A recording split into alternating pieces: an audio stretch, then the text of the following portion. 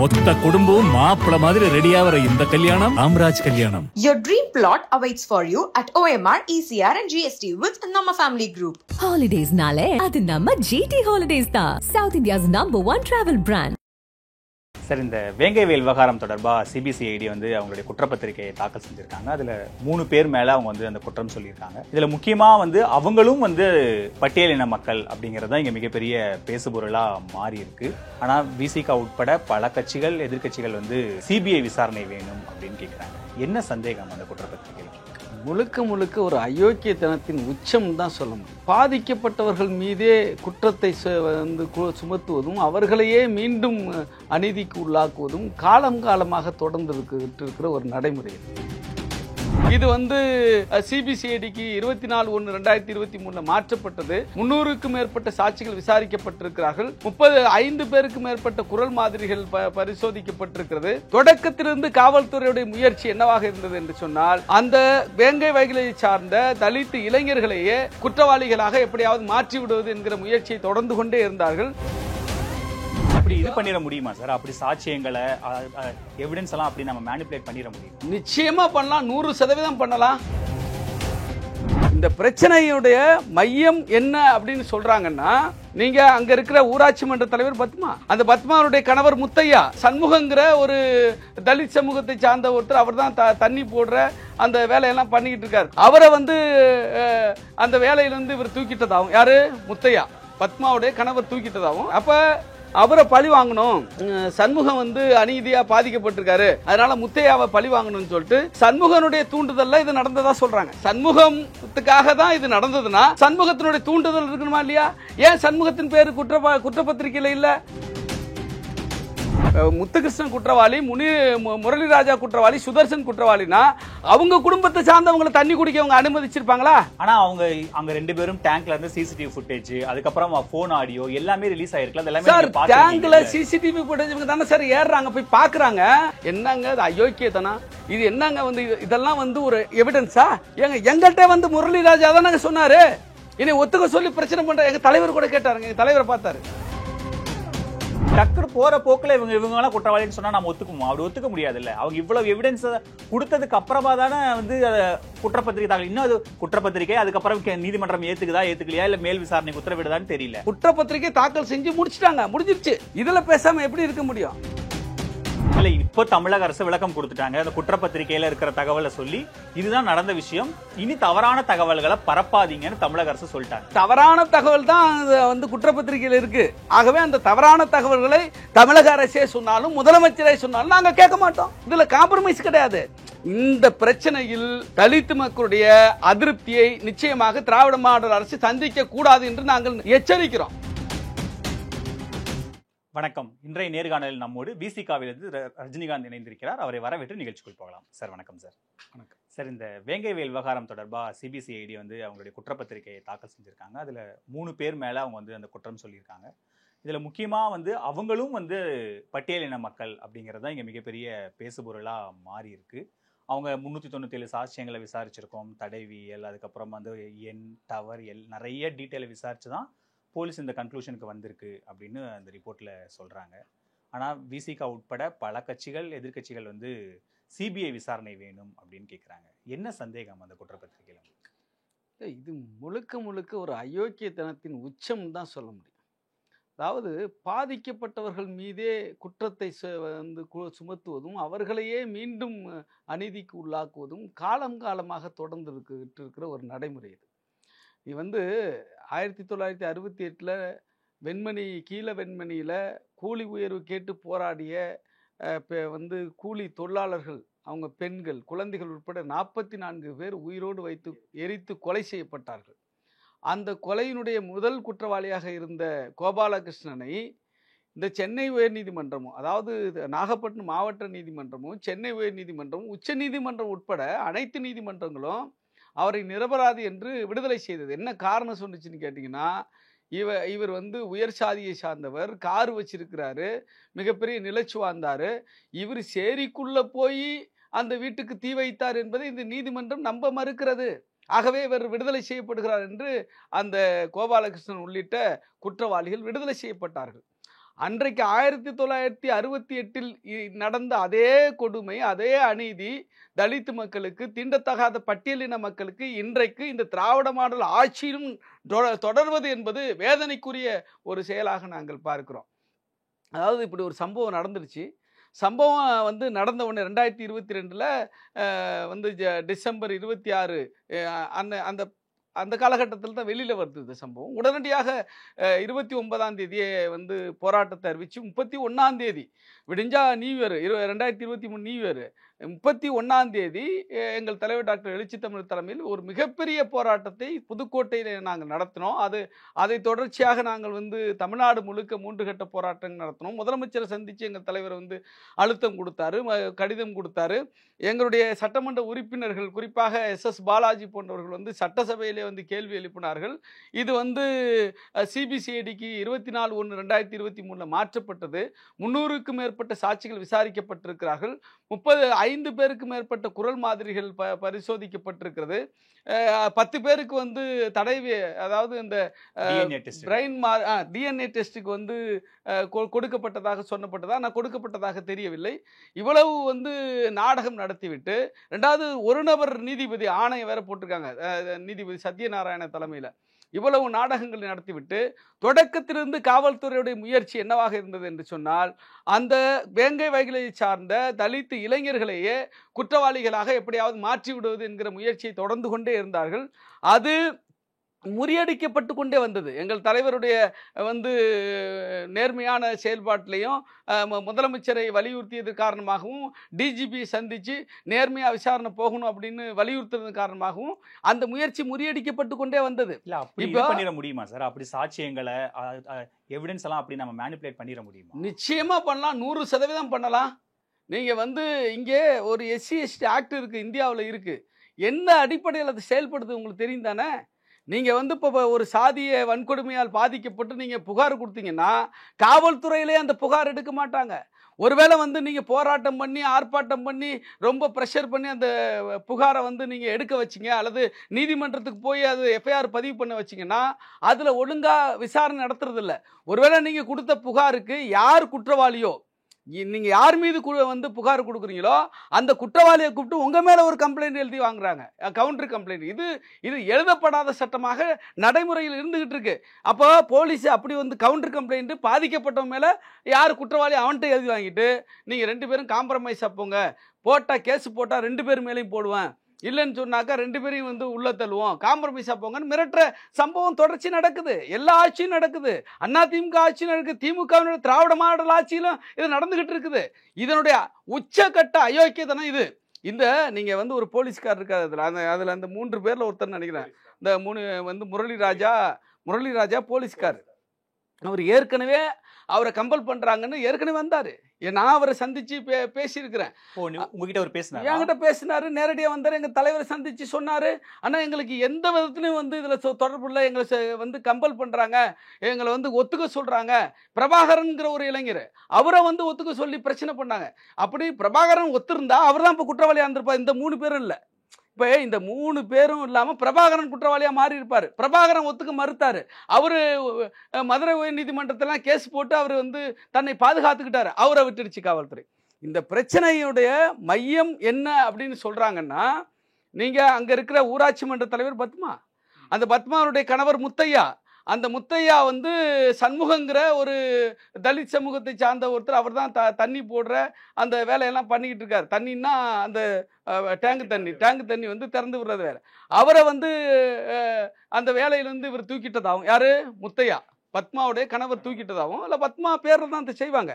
ஏன்னா ஊராட்சி மன்ற தலைவர் அவங்க தான். ஆனாலும் அவங்க பேரில் முத்தையா தான் அங்கே செயல்படுறாருன்னு வச்சுக்கலாம். எல்லா இடத்துல இருக்கிறது போல தூக்கிடுறாங்க. அப்போ அவரை பழி வாங்கணும், சண்முகம் வந்து அநீதியாக பாதிக்கப்பட்டிருக்காரு, அதனால முத்தையாவை பழி வாங்கணும்னு சொல்லிட்டு சண்முகனுடைய தூண்டுதல்ல இது நடந்ததா சொல்றாங்க. சண்முகம் குற்றவாளி இல்லை இந்த குற்றப்பத்திரிக்கையில். என்ன வேடிக்கையான வினோதமான ஒரு ஒரு மிக மோசமான ஒரு குற்றப்பத்திரிகை. இது சண்முகத்துக்காக தான் இது நடந்ததுன்னா சண்முகத்தினுடைய தூண்டுதல் இருக்கணுமா இல்லையா? ஏன் சண்முகத்தின் பேர் குற்றப்பத்திரிகையில் இல்லை? அது மட்டும் இல்லை, நீங்கள் இன்னொரு விஷயம் வச்சுங்க. அதாவது இந்த 3 பேரில் முத்துகிருஷ்ணன் நினைக்கிறேன், அவருடைய மகளே அந்த தண்ணியை குடிச்சிட்டு பாதிக்கப்பட்டு, சிறுமி குழந்தை அது பாதிக்கப்பட்டு ஹாஸ்பிட்டல் 4 நாள் உயிருக்கு ஆபத்தான நிலையில் அவங்க வந்து சிகிச்சை எடுத்திருக்காங்க. ஏங்க, முத்துகிருஷ்ணன் குற்றவாளி, முரளிராஜா குற்றவாளி, சுதர்சன் குற்றவாளினா அவங்க குடும்பத்தை சார்ந்தவங்களை தண்ணி குடிக்க அவங்க அனுமதிச்சிருப்பாங்களா? அவங்க அந்த தண்ணியை குடிச்சிருப்பாங்களா? அவங்க குடும்பத்தை சார்ந்த நபர்களையே, குறிப்பாக குழந்தைகளே அந்த தண்ணியை குடிச்சிட்டு ஹாஸ்பிட்டலில் வந்து கேடுபாடாக வந்து கிடந்தாங்க, பிரச்சனை உள்ள உயிருக்கு ஆபத்தான நிலையில் அவங்க வந்து இருந்தாங்க அப்படின்னு சொன்னாக்கா இதை இவர்கள் செஞ்சிருப்பார்களா? லாஜிக் வேண்டாமா? ஆனால் அவங்க 2 பேரும் டேங்க்ல இருந்து சிசிடிவி ஃபுட்டேஜ், அதுக்கப்புறம் ஃபோன் ஆடியோ எல்லாமே ரிலீஸ் ஆயிருக்கலாம். சார், டேங்க்ல சிசிடிவி ஃபுட்டேஜ் இவங்க தானே சார் ஏறுறாங்க, போய் பார்க்குறாங்க, பார்த்து தானே வந்து என்ன ஸ்மெல் வருது. அதாவது சார், இது வந்து வந்துகிட்டு இருக்கு, உடனடியாக தெரியல. அது ஸ்மெல் வரும் பொழுது என்ன வந்து ஸ்மெல் நாற்றம் வருது, துர்நாற்றம் வருது, என்னன்னு ஏறி போய் பார்க்குறாங்க, அது பதிவாயிருக்கு. இப்போ மறுபடியும் அவர் தகவல் சொல்லி மறுபடியும் 2 பேர் ஏறி போய் பார்க்குறாங்க, அது பதிவாயிருக்கு. இது வந்து குற்றம் செஞ்சதுக்கான எவிடன்ஸா? இது இது அயோக்கியதானே இல்லையா? ஃபோன் ஆடியோ கால், ஏன்னா ஃபோன் ஆடியோ சார், இப்போ நீ ஒத்துக்கன்னு பொய்யா ஒத்துக்க சொல்றாங்க. எப்ப அப்படி எப்படி சொன்னாலும் நீ ஒத்துக்காதன்னு சொல்றான். இப்போ என்கிட்ட கேட்டால் தாங்க சொல்லுவேன், நீங்க வர்றீங்க, உங்களை வந்து குற்றத்தை ஒத்துக்க சொல்லி உங்களுக்கு கம்பல் பண்ணுறாங்க, நீங்கள் குற்றம் செய்யலை, அப்போ வந்து உங்களை கூட்டு போய் திருப்பி அதுக்கு முயற்சி பண்ணுறாங்க, என்னட்ட நீங்கள் ஃபோன் பண்ணுறீங்க, எப்பா நீ எவ்வளோ சொன்னாலும் நீ இது உறுதியாரு, அவன் சொல்கிறாங்கிறதுக்காக ஒத்துக்காத என்று தான் சொல்லுவேன். அதை வந்து ஆடியோ வெளியிட்டு அது பாரு இங்கே பாருங்க அவங்க அம்மா சொல்கிறாங்கன்னா என்னங்க அது அயோக்கியத்தனா? இது என்னங்க வந்து இதெல்லாம் வந்து ஒரு எவிடன்ஸா? எங்கள்கிட்ட வந்து முரளிராஜா தானங்க சொன்னார், என்னை ஒத்துக்க சொல்லி பிரச்சனை பண்ணுற. எங்கள் தலைவர் கூட கேட்டாருங்க, எங்கள் தலைவரை பார்த்தாரு, நான் கூட்டிகிட்டு போனேன் தலைவர்கிட்ட. வந்தார், தலைவர் பார்க்க தான் வந்தார், நான் இருந்தேன், எங்கிட்டையும் ஃபோனில் பேசி தான் வந்தார்னு வச்சுங்க. எங்கள் தலைவர் வந்து கேட்டார், நீ குற்றம் வந்து அதில் ஏதாவது சம்மந்தப்பட்டிருந்தா நீ வந்து ஒன்றும் தப்பிக்க முடியாது, இல்லைன்னு சொன்னால் அவன் வந்து கம்பல் பண்ணாக்கா நீங்கள் வந்து உறுதியாக இருங்க, அவன் கம்பல் பண்ணுறாங்கிறதுக்காக நீ ஒத்துக்காத, ஆனால் அதே சமயத்தில் குற்றம் செஞ்சிருந்தா நீ ஒத்துதான் ஆகணும்னு சொல்லும்போது அதுக்கு வந்து அவர் என்ன சொன்னார்னா, எங்களை வந்து போட்டு டார்ச்சர் பண்ணுறாங்க, அவர் போலீஸில் வேலையில் இருக்கிறாருங்க, அவர் காவல்துறை சார்ந்தவர், உனக்கு வந்து நாங்கள் வந்து வேலையை தூக்கிடுவோம், இது ஒத்துக்க உன்னை காப்பாற்றிடுவோம் அப்படின்னாலும் சொல்கிறாங்க, ஆசை காட்டுறாங்க, என்னை வந்து மிரட்டுறாங்க அப்படின்னு சொல்லும்போது நீ குற்றம் செய்யலைன்னா நீ அந்த மிரட்டலுக்கு அடிபணியாத, குற்றம் செய்யாட்டி சட்ட பாதுகாப்பு இந்த நாடிப்போ அப்படின்னு எங்கள் தலைவர் அட்வைஸ் பண்ணார். இதுக்கு பேர் என்ன வந்து ஒத்துக்காதன்னு சொல்லி கொடுத்தாங்கன்னு அர்த்தமா? இதெல்லாம் வந்து அற்பமா இல்லை, அயோக்கியத்தனமா இல்லை? இதெல்லாம் காவல்துறையா? இவங்கெல்லாம் புலன் விசாரணை பண்ணுறதுக்கு வந்து தகுதியானவர்களா? இவர்கள் வந்து சொல்கிறாங்களே வந்து ஏதோ ஒரு இன்டர்போல் போலீஸுக்கு நிகரானவர்கள், ஸ்காட்லாந்து யார்டுக்கு நிகரானவர்கள், கேவலமாக இருக்குது, வெக்கமா இல்லை இதெல்லாம்? உங்களை இதுக்கு இதான் நாங்கள் வந்து வேற வழியே இல்லாமல் சொல்லிட்டாங்க. இப்போ நம்ம இந்த வழக்கு கிட்டத்தட்ட ஒரு 2 ஆண்டுகள் வந்து விசாரணை நடந்திருக்கு. காவல்துறையோட சிபிசிஐடி ரிப்போர்ட்ல எவ்வளவு பேரை விசாரிச்சோம், எத்தனை ஃபோன் கால் ட்ராக் பண்ணோம், எத்தனை டவர்ல பதிவாச்சு, எல்லா தகவலும் ஆராய்ஞ்சு தான் ஒரு முடிவுக்கு வரோம் அப்படின்னு தானே அவங்க டக்குனு போற போக்கில் இவங்கெல்லாம் குற்றவாளின்னு சொன்னா நம்ம ஒத்துக்குவோம்? அப்படி ஒத்துக்க முடியாது இல்லை. அவங்க இவ்வளவு எவிடன்ஸ் கொடுத்ததுக்கு அப்புறமா தானே வந்து குற்றப்பத்திரிகை தாக்கல், இன்னும் அது குற்றப்பத்திரிகை, அதுக்கப்புறம் நீதிமன்றம் ஏத்துக்கலையா இல்ல மேல் விசாரணைக்கு உத்தரவிடுதான்னு தெரியல. ஆனா அந்த குற்றப்பத்திரிகையிலே நம்ம சந்தேகத்தை கிளப்புறது எப்படி? இவ்வளவு தூரம் ஆராய்ஞ்சுதான் பல வழக்குகள் விடுதலை ஆகுது, சரிங்களா? இன்னொரு விஷயம் வச்சுங்க, பாண்டியம்மாள் வழக்கு சப்போஸ் இது பொய்யாவே இருக்கு, இது உண்மைக்கு புறம்பா இருந்தா காவல்துறையும் இந்த இதுக்கு சம்பந்தப்பட்ட விசாரணைக்குள்ள வருவாங்க, அவங்களும் தண்டிக்கப்படுவாங்க. அதுக்குள்ள ஏன் இவ்வளவு அவசரப்படணும்? என்ன அவசரப்படுறாங்க? ஏங்க இவ்வளவு மோசமா நடந்த பிறகு அவசரம் எங்க குற்றப்பத்திரிகை தாக்கல் பண்ணிட்டாங்க, எதுவும் விசாரணையில் இல்லை. ஏற்கனவே விசாரணையில ஒத்துக்கன்னு கம்பல் பண்ணதானா வந்து அப்போ வந்து அவசரப்படுறேன்னு சொன்னா கூட ரைட்டு. இன்னைக்கு வந்து குற்றப்பத்திரிகை தாக்கல் செஞ்சு முடிஞ்சிருச்சு, வந்து இன்வெஸ்டிகேஷன் முடிஞ்சு போச்சு. இதில் பேசாமல் எப்படி இருக்க முடியும்? நான் என்ன கேட்குறேன், வந்து எவ்வளவு இவங்க சிறப்பான காவல்துறைங்கிறது நமக்கு தெரியும். அதாவது என்னென்னா, ஒரு பாண்டியம்மாள்ங்கிற ஒரு பெண் வந்து செத்து போயிட்டதா மதுரை உயர்நீதிமன்றத்தில் காவல்துறை அறிக்கை கொடுத்தாங்க. செத்து போயிட்டுன்னு சொன்ன பொண்ணு வந்து ரெண்டு வாரம் கழிச்சு உயிரோடு வந்துருந்தாங்க. இதுதான் அந்த காவல்துறையோட யோகியதை. இப்போ நாங்கள் வந்து இந்த காவல்துறை மீது நம்பிக்கை இழக்கிற சூழல் ஏற்பட்டிருக்கிறது. இந்த அரசினுடைய செயல்பாட்டின் மீது எங்களுக்கு வந்து ஒரு மிகப்பெரிய அதிருப்தி இன்றைக்கு உருவாகி இருக்குது. கேள்வி அங்கதான். அவங்களுடைய எல்லா விமர்சனம், ஈவன் விசிக தலைவர் திருமா அவர்களுடைய விமர்சனமுமே போலீஸ் மேலதான் இருக்கே தவிர அரசு மேலயோ இல்ல முதல்வர் அந்த காவல்துறைக்கு தலைமை தாங்குற முதலமைச்சர் மேல இல்லையே. நீங்க வந்து சிஸ்டம் மட்டுமே விமர்சிச்சுட்டு இங்க அரசியல் ரீதியா திமுக விமர்சிக்காததுதான் இங்க சிக்கலா இருக்கு. இல்ல அப்படி கிடையாது. அதாவது என்னன்னா, காவல்துறை, தமிழ்நாடு காவல்துறை மீது நம்பிக்கை இல்லைன்னா என்ன அர்த்தம் புரிஞ்சுக்க வேண்டியதான். இல்ல நீங்க டைரக்டா சொல்றீங்க, இது டைரக்ட் தானே, இது டைரக்ட் தானே. அதாவது இதுல வந்து என்னன்னா ஒரு விஷயம் இருக்குங்க. இதுல வந்து முதலமைச்சர் நேரடியா இப்படியெல்லாம் இன்வெஸ்டிகேஷன் பண்ணு அப்படின்னாலும் சொல்ல வாய்ப்பு இல்லை. அதான் எங்க தலைவர் சொல்றது தான். ஆனால் அந்த பகுதி சார்ந்து பியூரோக்ரஸிலையும், அதாவது என்னன்னா காவல்துறை அதிகாரிகளும் சார்பு மனையில் இருக்காங்க. அம்பேத்கரே சொல்லியிருக்காரு, இங்க இருக்கிற காவல்துறை, நீதித்துறை, நிர்வாகத்துறை அனைத்தும் இங்க வந்து இந்துத்துவ மனநிலையில் இயங்குகிறார்கள், சாதிய மனநிலையில் இயங்குகிறார்கள், சாதி சார்பு இருக்கு, பயாஸ் இருக்கு என்று அம்பேத்கரே சொல்லியிருக்காரு. இன்னை வரையும் தொடருது, இன்னை வரையும் இருக்குது.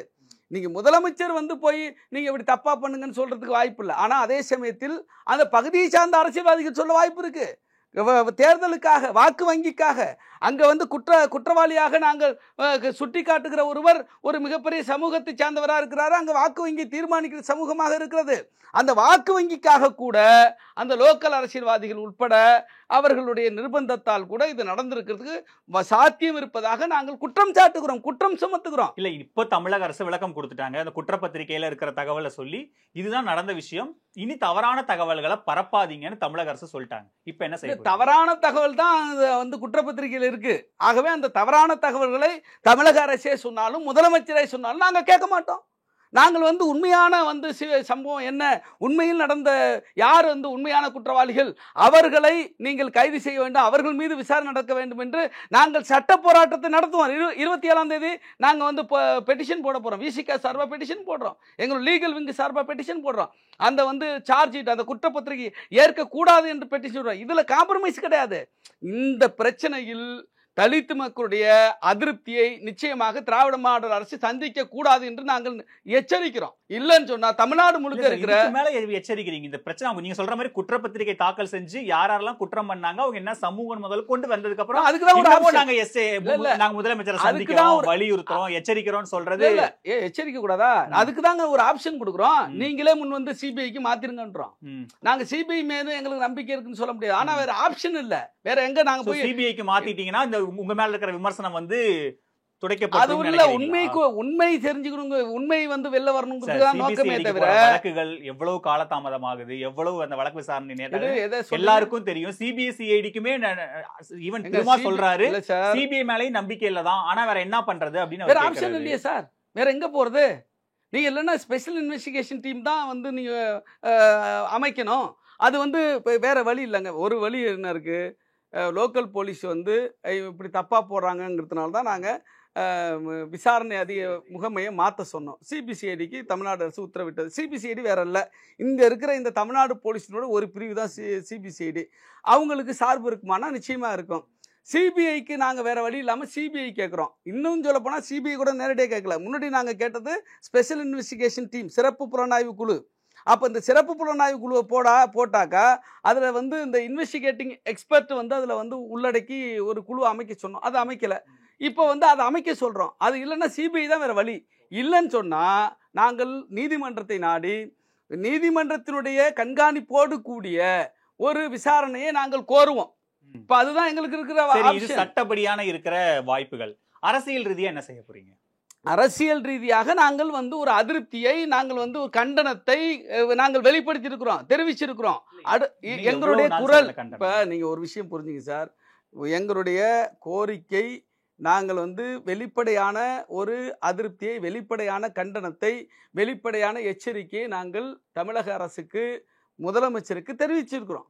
இன்னொரு விஷயம் என்னன்னா, இந்த தமிழ்நாடு அரசு சமூக நீதியின் பக்கம் நிற்கும் என்று நாங்கள் நம்புகிறோம் என்கிற அறிவிப்பை எங்கள் தலைவர் சொல்லியிருக்காரு. இன்னொரு அறிவிப்பு என்ன சொல்லியிருக்காருன்னா, இது குறித்து தமிழ்நாடு முதலமைச்சரை சந்தித்து வலியுறுத்துவோம் என்று சொல்லியிருக்காரு.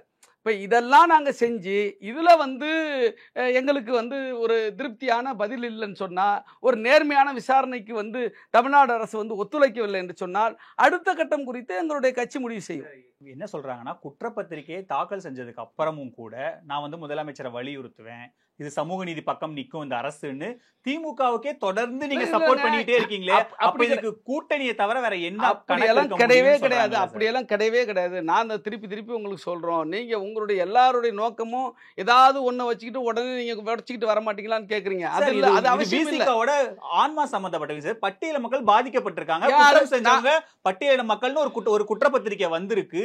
சோ இதுக்கு அப்புறம் நாங்க இது ரியாக்ட் பண்ண மாட்டோம், சட்ட போராட்டம் பண்ணுவோம், முதலமைச்சரை நம்புறோம், சமூக நீதி பக்கம் இந்த அரசு நிக்கும்னு ஒரு அறிக்கை வருதுன்னா இதை எப்படி புரிஞ்சுக்கணும்? நான் உங்களை கேட்கிறேன் ஒரு கேள்வி. நாங்க தான் இப்போ அலறி துடிச்சுக்கிட்டு இருக்கிறோம், இப்ப கண்டனத்தை தெரிவிச்சுட்டு இருக்கோம்.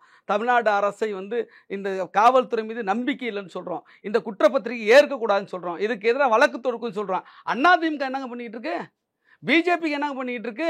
மதிமுக என்னங்க பண்ணிட்டு இருக்கு? கம்யூனிஸ்டுகள் என்னங்க பண்ணிட்டு இருக்காங்க? அதிமுக சாயந்தரமே அறிக்கை கொடுத்துட்டாங்க. இருங்க சார், இந்த கேள்வியை ஏன் தலித்து மக்கள் ஓட்ட அதிமுக வாங்கலையா? தலித்து மக்கள் ஓட்ட மற்ற கட்சிகள் வாங்கலையா? நீங்க ஏன் இந்த கேள்வி அவங்கள கேட்க மாட்டீங்க? ஏன்னா உங்க பார்வையில குறை இருக்கு. ஏதோ ஒரு காரணத்துக்காக குற்றங்கள் மறைக்க உண்மை குற்றவாளி தப்பிக்கிறதுக்கான குற்றப்பத்திரிகை இது. உடனடியா சிபிஐ விசாரணை வேணும்னு அண்ணாமலையில இருந்து உங்களுடைய தோழமையா இருக்கிற சிபிஎம் வரைக்கும் எல்லாமே அறிக்கை கொடுத்திருக்காங்க. அறிக்கை கொடுக்குறாங்க, நாங்க அதை போட்டு ஒரு படி தாண்டி போய் வழக்கு போட போறோம். அது மட்டுமல்ல, முதலமைச்சர் சந்திக்க போறோம், சட்டசபையில நாங்கள் வந்து அது குறித்து பிரச்சனை எழுப்புவோம், நாங்கள் உரிய வகையில் போராட்டங்கள் நாங்கள் நிச்சயமாக பண்ணுவோம். ஆனால் இதற்கெல்லாம் பதில் இல்லைன்னு சொன்னா அடுத்த கட்டம் குறித்து எங்களுடைய கட்சியை முடிவு பண்ணுவோம். உங்களை டேக் இட் ஃபார் கிராண்டட்னு எடுத்துக்குது அப்படிங்கறது தான் அவங்க வைக்கிற விமர்சனம். அவங்க வைக்கிற விமர்சனம் அவங்களுக்கு வேற நோக்கம் இருக்கு சார். அது அவங்களுக்கு வந்து என்னன்னா, இங்க வந்து ஒரு கூட்டணியை வந்து சிதைச்சு அவங்க ஒரு அரசியல் நோக்கத்துக்காக எல்லாம் பேசுறாங்க. நாங்க அப்படி அல்ல, நாங்க எடுத்தவங்க வந்து ஒரு முடிவெல்லாம் அறிவிக்க முடியாது. இங்க வந்துருச்சு சார், வெங்க வயல் பிரச்சனையை வந்து நாங்க மையப்படுத்தி நாங்க போராட்டம் நடத்திட்டு இருக்கோம், தொடர்ச்சியான குரல் கொடுத்துக்கிட்டு இருக்கோம். போதிய அழுத்தம் கொடுக்கல, கூட்டணியில இருந்து போதிய அழுத்தம் கொடுக்காம இன்னும் இந்த வார்த்தை வர விஜய் விமர்சிக்கிறாரு சார். என்னத்தை விமர்சிக்கிறார் விஜய்? அங்க போனாரா? இதை பத்தி பேசவே இல்லையா? இல்ல சார், போகல, இதை பத்தி பேசல, இன்னும் பேசலையா? இதை பத்தி இன்னும் பேசல சார். சீமான் என்ன பேசியிருக்கிறாரு? அதெல்லாம் வந்து ஒன்றும் கிடையாது. நாங்கள் வந்து எல்லாரோடையும் தாண்டி தான் நாங்கள் வந்து எங்களுடைய கூட்டணி கட்சியாக இருந்தாலும் கூட நாங்கள் வந்து மிக கடுமையான கண்டனத்தையும் மிக கடுமையான எச்சரிக்கையும் நாங்கள் சொல்லியிருக்கிறோம். இந்த 3 பேரையும் கைது பண்ணக்கூடாதுன்னு நாங்கள் சொல்லியிருக்கிறோம். அப்படி கைது பண்ணால் ஒரு தீவிரமான எதிர்விளைவுகளை திமுக அரசு சந்திக்கும், தமிழ்நாடு அரசு சந்திக்கும் என்ற எச்சரிக்கையை கொடுத்திருக்கிறோம். இதை விட என்ன ஆகணும் உங்களுக்கு? நாங்கள் நீங்க எதிர்பார்க்கிற கூட்டணி உடைச்சிட்டு வரணும், கூட்டணி அதுக்கு 1000 காரணங்கள் இருக்கு சார்.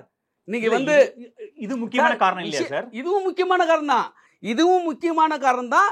இதையும் தாண்டி 1000 காரணங்கள் இருக்கிறது. நீங்கள் தலித்து மக்கள் பாதிக்கப்பட்டால் குரல் கொடுக்கிற கட்சியாக விடுதலை சிறுத்தைகள் கட்சி இருக்கிறது என்பதும், அதே சமயத்தில் தலித்து அல்லாதவர்கள் பாதிக்கப்பட்டால் களத்தில் நிற்கிற கட்சியாகவும் அவர்களுடைய உரிமைக்காக போராடுகிற கட்சியாக விடுதலை சிறுத்தைகள் இருக்கிறது. ஆனால் உங்களுடைய கேள்விகள் தலித்து மக்கள் வாக்குகளை வாங்குகிற அதிமுக மீது இந்த அளவுக்கு வந்து தீவிரமாக இருந்ததில்லை, பிஜேபி மீது இந்த அளவுக்கு தீவிரமாக இருந்ததில்லை. உங்களுடைய பிரச்சனையே என்னன்னா, நீங்க ஏன் வெளில வரல? ஒரு சின்ன பிரச்சனை நடந்தா ஏன் வெளில சார்? இந்த ஒரு பிரச்சனைக்கு இல்ல சார், உங்க கட்சியில இருந்த ஒருத்தர் ஆட்சியிலும் பங்கு அதிகாரத்திலும் பங்குன்னு பேசினவரை கட்சியில இருந்து திமுக எதிர்வினை வருதுன்னு கட்சியில இருந்து நீக்குறீங்க. யார் நீக்கினா? அவரே போட்டாரு.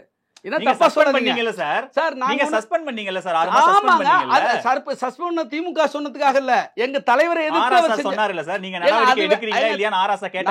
நடவடிக்கை எடுத்தது எப்பன்னு கேட்டீங்கன்னா, எங்கள் தலைவருடைய பேச்சை மீறினதுனால்தான், எங்க கட்சியினுடைய நிலைப்பாட்டை மீறினதுக்காக, எங்களுடைய வந்து விதிமுறைகளை மீறினதுக்காக தான். எங்கள் தலைவர் சொல்லியும் அவர் கேட்கறதுனால்தான், அவங்க சொன்னதுனால இல்ல. நல்லா புரிஞ்சுங்க. நீங்க வந்து புரியாம வச்சு நாங்க என்ன பண்றது? உங்க புரிதல் அவ்வளவுதான். நீங்க டெப்தா பாக்கணும். நீங்க அதாவதுங்க, ஆதவ அர்ஜுனா வந்து எங்க தலைவர் சொல்லி அனுப்புறாரு, நீங்க புத்தக வெளியிட்டுள்ளால அரசியல் பேசாதீங்கன்னு சொல்றாரு. அம்பேத்கரை பத்தி பேசுங்க, புத்தகத்தை பத்தி பேசுங்க, அதை மீறாரு. இப்ப கூட்டணி வந்து நாம வந்து சனாதன சக்திகளுக்கு எதிராக பிஜேபி ஆர்எஸ்எஸ் போன்ற இந்த சங்கிகள் வந்து இங்க கால்வின்று கூடாது என்பதற்காக நாங்கள் வந்து இந்த கூட்டணியில் இருக்கிறோம். இதுதான் பிரச்சனை. எதுக்கு எடுத்தாலும் பிஜேபி உள்ள வந்துறாங்க, பிஜேபி உள்ள வந்துறாங்க, எல்லாத்தையும் காம்ப்ரமைஸ் பண்றீங்க. மொத்தத்துக்கு முதலுக்கே மோசமாயிடு சார். நீங்க விஷயத்தை புரிஞ்சுங்க. முதலுக்கே மோசமாயிடும். ஒரு சாதி பிரச்சனை என்பதுங்கிறது இன்னொரு டைமென்ஷன். நீங்க வந்து சனாதனம் இருக்கு இல்லையா, மத பிரச்சனை இருக்கு இல்லையா, அவன் சனாதனத்தை சரின்னு சொல்றான், அந்த கொள்கை சரின்னு சொல்றான். இது இதை விட மோசமாயிடும், வெளிப்படையாயிடும், சட்டமாயிடும். அது இல்ல சார், நீங்க பட்டியலின மக்களுக்கு இவ்வளவு பெரிய அநீதி நடந்ததுக்கு அப்புறமும் பிஜேபி உள்ள வந்துருவாங்க, அதனால நான் திமுகவோட கூட்டணியில இருக்கேன்னு சொல்றது. அதாவது சார் ஒன்னு நல்லா புரிஞ்சுங்க, நான் திருப்பி உங்களுக்கு சொல்றேன், பிஜேபி உள்ள வந்துடக்கூடாது என்பதற்காகத்தாங்க பிஜேபி நாங்க வந்து திமுகவோட இருக்கோம். இப்பவும் சொல்றோம், எங்களுக்கு பல குற்றம் குறைகள் இருக்குங்க. பத்திரிகையில என்ன வந்தாலும் பரவாயில்ல, யாரு பாதிக்கப்பட்டாலும் பரவாயில்ல, அவங்களோட கூட்டணியில இருக்கோம். எங்க கட்சியை சேர்ந்த 8 பேர் கைது சார். யாரை எதிர்த்து போராடி? வேற எந்த கட்சியை சார்ந்தவங்க போய் களத்துல போய் போராடினா சொல்லுங்க பார்க்கலாம். இவ்வளவு தூரம் நாங்க பண்ணிட்டு இருக்கும்போது உங்க நோக்கம் என்னவா இருக்கு? ஏன் நீ கூட்டணி? அப்போ உங்க நோக்கம் வேறவா இருக்கு, உங்களுடைய எண்ணம் வேறவா இருக்கு. அதாவது நலனை தாண்டி கூட்டணி திமுக கூட்டணி உடையணுங்கிறதுலதான் இன்டென்ஷன் இருக்குன்னு சொல்ல உங்களுக்கு இருக்கு. ஆனா எங்களுக்கு ஒட்டுமொத்த தமிழகத்தை காப்பாத்துங்கிற இன்டென்ஷன் இருக்குதான் நாங்க வந்து எல்லாத்தையும் பரிசீலிக்கிறோம். நாங்க பொறுமையா இருக்கிறோம். நீங்க சொல்ற மாதிரி எடுத்தங்க முடிவுக்கெல்லாம் வர முடியாது.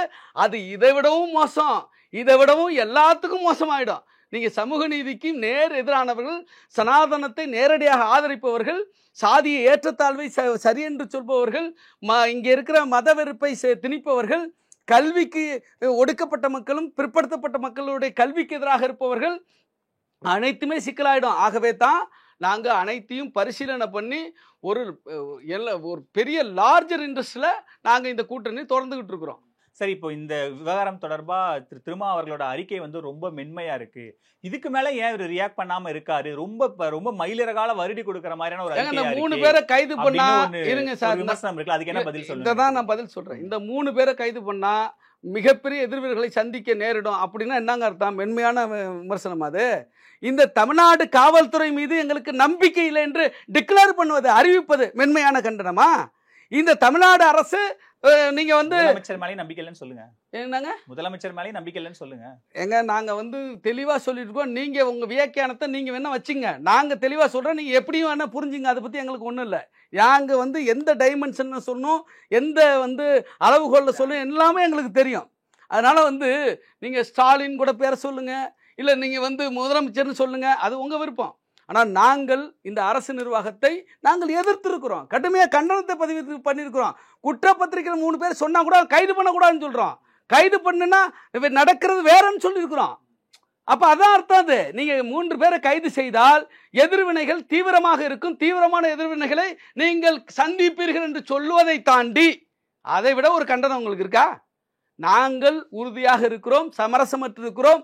மக்கள் நலனில், ஒடுக்கப்பட்ட மக்களுடைய நலனில், அவர்களுடைய பாதுகாப்பில் நாங்கள் எந்த சமரசமும் எப்போதும் செய்து கொண்டதில்லை. இப்போதும் அப்படிதான் இருக்கிறோம். இப்போ இந்த குற்றப்பத்திரிகை ரொம்ப அவசர கதியில தாக்கல் செய்யப்பட்டது. ஸோ ஒருவேளை இந்த வழக்கு சிபிஐக்கு மாற்றப்பட்டுட்டா என்ன செய்யறதுங்கிறதுனால அவசர கதியில இந்த தாக்கல் செய்யப்பட்டது. விஜய் ஏற்கனவே வேங்கை வயலுக்கு போறதுக்கான திட்டங்கள் இருக்கு. ஸோ இதுக்காக அவசரமா இந்த குற்றப்பத்திரிகை தாக்கல் பண்ணாங்கன்னு அதுதான் உண்மையான காரணமா சந்தேகப்படுறீங்க? அவரெல்லாம் ஒண்ணும் இல்ல சார். இந்த குற்றப்பத்திரிகை ரொம்ப அவசரமா தாக்கல் அது உண்மை, நாங்களே சொல்றோம். நீங்க ஏத்துக்கிறீங்க? ஆமா, நாங்களே சொல்றோம். நீதிமன்றத்துல, சென்னை உயர் நீதிமன்றத்துல இந்த வழக்கை நீங்கள் சிபிஐக்கு மாற்ற வேண்டும் என்று பல வழக்குகள் பதிவு செய்ய வந்து தொடுக்கப்பட்டிருக்கிறது. அந்த வழக்கு விசாரணைக்கு வருது. அந்த விசாரணையில் நீதிமன்றம் சிபிஐக்கு அனுப்பிடுச்சுன்னு சொன்னா என்ன பண்றது அப்படின்னா, அவசரமா காவல்துறை இந்த சிபிசிஐடி இந்த குற்றப்பத்திரிகை தாக்கல் செய்திருக்கிறது என்பது எங்களுடைய குற்றச்சாட்டு. அதனால தான் சொல்றோம், நீங்களே ஒழுங்கா என்ன பண்ணுங்க, சிபிஐக்கு அனுப்பிடுங்கன்னு சொல்றோம். இல்ல சார், இந்த குற்றப்பத்திரிகை தாக்கல் செஞ்சா என்ன எதிர்வினை வரும் அப்படின்னு இப்ப இருக்கிற திமுக அரசுக்கு தெரியாதா? நம்மளோட தோழமையில இருக்கிற விசிகா இதுக்கு என்ன ரியாக்ட் பண்ணுவாங்கன்னு தெரியாதா? தெரிஞ்சும் அந்த குற்றப்பத்திரிகை அப்படி தாக்கல் செய்யப்படுது, அது தொடர்பான தகவல் வெளியே வருது, தமிழக அரசு இதுதான் நடந்தது, தவறான தகவலை பரப்பாதீங்க அப்படின்னா அப்ப அதனோட இன்டென்ஷன் என்னன்னு உங்களுக்கு புரியல? அவங்க வந்து விசாரணை அமைப்பை நம்புறாங்க, அதனால வந்து அவங்க வந்து அப்படி பேசுறாங்க. நாங்க நம்பல, நாங்க எதிர்த்து நிக்கிறோம். இந்த பேட்டில் வந்து என்ன முடிவுங்கிறது எதிர்காலம் தான் தீர்மானிக்கும். இந்த பேட்டிலோட முடிவு தான் தீர்மானிக்கும். ஸோ இப்போ இன்னைக்கு வந்து வேங்கை வயல்ல போலீஸ் குவிக்கப்பட்டிருக்கு, விசிகாவினர் போராட்டங்கள், அவங்களை வந்து கைது பண்ணியிருக்காங்க, அங்கே ஒரு விதமான அசாதாரண சூழ்நிலை இருக்கு. ஸோ அடுத்து விசிகாவுடைய திட்டம் என்ன? இந்த வேங்கை வயல் 27ஆம் தேதி நீங்க இது பண்றீங்க, அதை தாண்டி வேற என்னெல்லாம் திட்டம் இருக்கு? அடுத்த போராட்டம் குறித்து எங்கள் தலைவர் வந்து அறிவிப்பார். உயர்நிலை கூட்டத்தில் அரசியல் ரீதியாக ஏதாவது அழுத்தம் கொடுக்க விசிகா நிச்சயமாக எங்க தலைவர் தான் சொல்லியிருக்காரு, முதலமைச்சர் சந்திக்கிறேன்னு சொல்லியிருக்காரு. எங்களுடைய உயர்நிலை கூட்டம் வந்து நடைபெறும், அதுல முடிவெடுப்பாங்க. தலைவர் வந்து உரிய போராட்ட அறிவிப்பை கொடுப்பார். நன்றி சார், இவ்வளவு நேரம் உங்க நேரத்தை எங்களோட செலவழிச்சதுக்கு ரொம்ப நன்றி. மொத்த குடும்பமும் மாப்பிள மாதிரி ரெடியாகிற இந்த கல்யாணம் ராம்ராஜ் கல்யாணம். Your dream plot awaits for you at OMR, ECR and GST with Nama Family Group. Holidays nale adu namma GT Holidays da, South India's #1 travel brand.